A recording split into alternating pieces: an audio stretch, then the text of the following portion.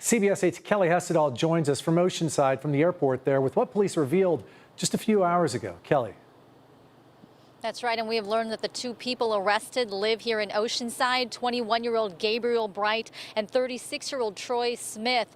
So here is that plane here behind me.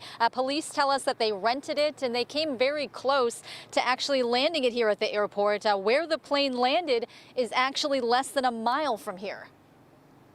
An emergency landing on State Route 76 near Canyon Drive at 1:45 this morning.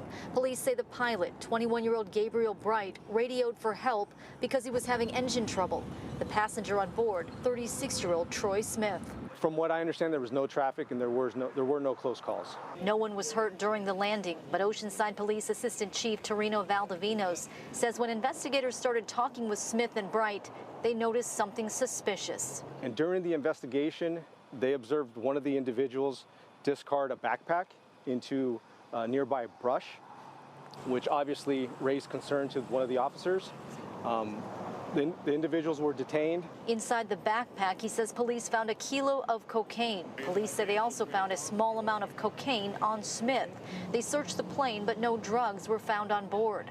CBS 8 pulled flight records and discovered yesterday the plane traveled from Gillespie Field to Oceanside and then to Phoenix. It left Phoenix last night around 11 p.m. and was supposed to land at the Oceanside airport when it ran into trouble. The plane sat on the road for several hours today until it was towed to the Oceanside airport. I can speak as a former narcotics officer, and I can tell you that it doesn't surprise me. I think we have narcotics coming into our country in various ways. I think the surprising part is the emergency landing and how we came across it. And it is unclear right now if this is all part of something much bigger. Police said they don't know at this point. The case was turned over to the North County Narcotics Task Force, which is made up of several agencies, including the DEA. We do know that the FAA is also investigating. Now, both suspects were booked into jail. They face conspiracy as well as drug charges. Police say it's also possible they could face federal charges as well. Shannon and Carlo.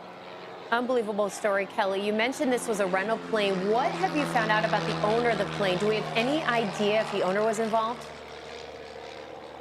Well, the plane is actually registered to a company called Lead Turn LLC. We know that the owner is a 55-year-old Point Loma man, a military veteran. And I asked police today, do we think he knew what was going on? Do we think he was involved at all? And they told me they have not had any contact with him at this point. They say at this point in the investigation, it's just unclear.